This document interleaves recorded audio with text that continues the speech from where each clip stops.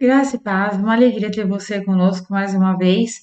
Hoje eu vou falar sobre panorama bíblico, né? Nós já falamos sobre o Evangelho de Mateus, já falamos sobre o Evangelho de Marcos e Lucas, panorama desses três evangelhos sinóticos, né? Já expliquei o que é evangelhos sinóticos, que nos outros vídeos, e hoje eu vou falar sobre o Evangelho de João.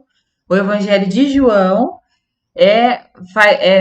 são quatro evangelhos, né? O Evangelho de João é um evangelho porque conta das boas novas de Jesus Cristo, porém não é sinótico porque não narra é, os fatos semelhantes, né?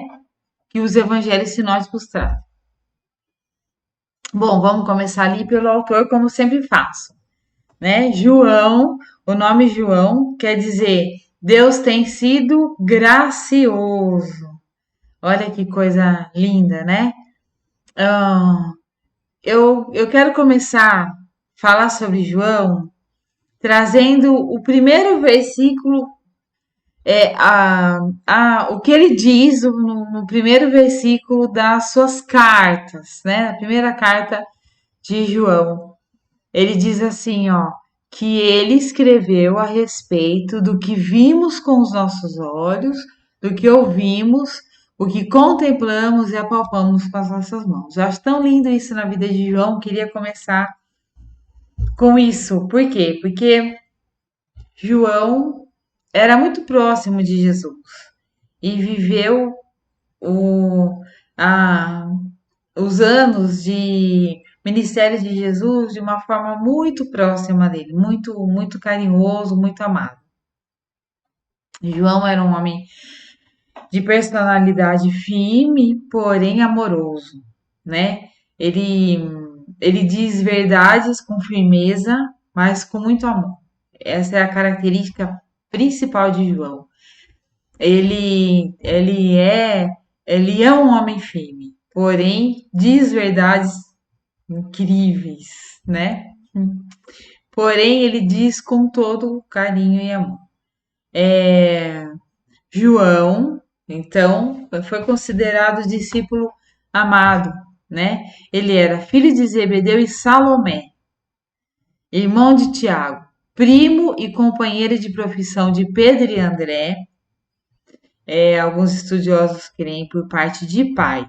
E ele também era primo de Jesus por parte de mãe, porque Salomé era irmã de Maria, mãe de Jesus, né? Ela, você vê Salomé sempre ali com Maria, né? Inclusive, foi uma das mulheres que foi até o túmulo, né? Levando os ungüentos para embalsamar o corpo de Jesus. Era contada entre os 12 apóstolos, já expliquei isso também, né? Quando nós falamos de Jesus, a gente pensa numa multidão que seguia Jesus por N motivos, né? Porque via ele fazendo milagres, porque via ele curando, porque eu queria ouvir os ensinos dele, porque queriam entender se ele era o Messias. Então, uma multidão seguia Jesus por onde ele ia, né? Dentro dessa multidão existia grupos de pessoas que tinham uma certa intimidade, uma certa proximidade de Jesus, né? As pessoas falam de um grupo de 500 pessoas que eram considerados discípulos. Depois, de 150 a 120 que eram discípulos mais fervorosos, né? Desses 150 a 120, Jesus chama 12, que seriam seus apóstolos, né? E dentre desses 12, haviam três que ele sempre chamava para os momentos, para alguns momentos especiais, né? Para alguns momentos mais restritos, né? Que era Pedro, Tiago e João, né? Pedro e os dois irmãos, Tiago e João eram irmãos, ok? Dentro desses três, havia o João, que era considerado discípulo amado, que você vê ele sempre assim, mais próximo de Jesus. É ele quem senta do lado de Jesus no cenáculo, na última ceia. É ele quem se encontra reclinado no peito de Jesus no cenáculo, na última ceia. É para ele que Pedro faz um sinal, né, dizendo, pergunta para ele, né, o que ele está querendo dizer, né, com alguém vai nos trair, quem é, né?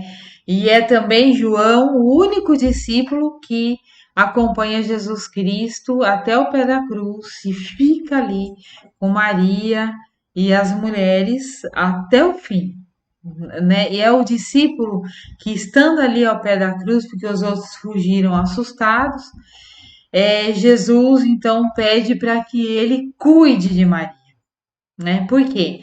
Porque Jesus Cristo era o filho primogênito, não era o único, ele era o primogênito de Maria e José. Sendo primogênito, né? E com a morte de José, quem cuidava, quem era responsável, segundo a cultura judaica, por sua mãe, era Jesus. E naquele momento da crucificação, então ele pede para que João cuide dela. E João passa a cuidar dela, então, segundo o pedido do seu amado mestre, seu amado amigo.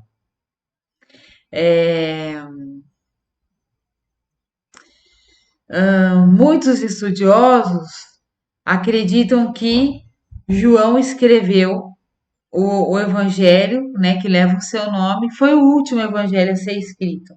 Então, eles acreditam que ele escreveu na década de 70, né, depois de Jesus. No ano em que Jerusalém foi o templo de Jerusalém foi destruído pelos romanos por conta de uma rebelião, né? Ou os romanos acreditaram que os judeus haviam se rebelado e eles destroem o templo. E ele nunca mais é reconstruído. Então, eles acreditam que nessa década, né, na década de 70, ele escreveu o Evangelho de João. Enquanto Mateus já disse isso, né, no panorama de Mateus, Mateus ele enfatiza Jesus Cristo como Messias, né? E eu disse isso, Mateus era judeu, mas ele trabalhava para o Império Romano, né? E ele foca em lembrar eles das promessas, das profecias que foram ditas pelos profetas no Antigo Testamento. Então, Mateus ele traz o foco de Mateus é provar que Jesus Cristo era o Messias prometido, né? Enquanto Marcos que não havia sido discípulo de Jesus, não estava entre os 12 apóstolos, já disse isso, né? Ah, ele traz Jesus como um servo sofredor. Talvez até pela história dele, né? João Marcos, ele passa por dificuldades, ele sente os desafios, né? Alguns creem que ele era bem jovenzinho e você vê nele aquela vontade, né, de servir o Senhor, mas as dificuldades, né? Então ele traz esse aspecto da misericórdia de Deus e do quanto quando você se firma e você não desiste, Deus ele te ajuda e ele te honra e ele te levanta e ele faz de você um grande homem e uma grande mulher, como fez com João Marcos. Nós vimos isso, né? No começo da sua história, no começo da vida dele acompanhando Paulo, ele volta para casa, mas no final ele se torna um homem útil, uma pessoa firme, uma pessoa. Ele cresceu, ele amadureceu na fé. Então ele traz esse foco, né? Em Jesus Cristo, servo sofredor, aquele que não desistiu, aquele que foi até o fim. Já falei, né, sobre Lucas, o médico amado, que era grego, né, um homem que tinha status científico, ele era da comunidade científica, faz o tratado científico trazendo os fatos, né, como um documento, né, que provam que Jesus Cristo que todos os fatos eram verídicos, né? Ele traz Jesus Cristo como Salvador para todos, né? Ele era grego, então não era só para o povo judeu, mas para todos, né? Trazendo a salvação, né? Universal. Jesus Cristo é Salvador, único e suficiente Salvador para todos. E João, ele já era um judeu mais ortodoxo, um judeu que diferente de Mateus, que acaba trabalhando para o Império Romano, ou seja, acaba se secularizando. João não, João ele fazia parte dos judeus que esperavam o Messias, né? Inclusive, alguns estudiosos acreditam que João era um dos discípulos de João Batista, né? O André, irmão de Pedro, era um discípulo de João Batista. E isso está lá, né? Literalmente escrito. E alguns estudiosos creem que João também era um dos discípulos de João Batista, que quando conversam com João Batista a respeito de Jesus depois do batismo, eles entendem que Jesus é o Messias e vão após ele. Então, João era um judeu que esperava Jesus, já era alguém que tinha fome e sede, que Jesus de ver o Messias. Por isso que é tão significativo quando ele começa a sua primeira carta dizendo: eu ouvi ele falar, eu ouvi os ensinamentos dele, os meus olhos viram ele, eu estive com ele, eu apalpei ele, né? Por quê? Porque esse era um anseio desse grupo de judeus que já acompanhavam João Batista, que também era primo de Jesus, e que abriu o caminho, né? Veio já dizendo do deserto para que ele se arrependesse. Então, alguns estudiosos creem que João fazia parte dos discípulos dele. Agora, o certo é que ele era um judeu que vamos dizer assim, mais que tem, temente, um judeu que queria, um judeu que era zeloso pela lei, um judeu que guardou os costumes, um judeu que não se permitiu é, se secularizar, alguém que esperava o Messias e teve a honra, né, de ver Jesus, teve a honra de caminhar com Jesus, de participar do seu ministério de uma forma tão próxima.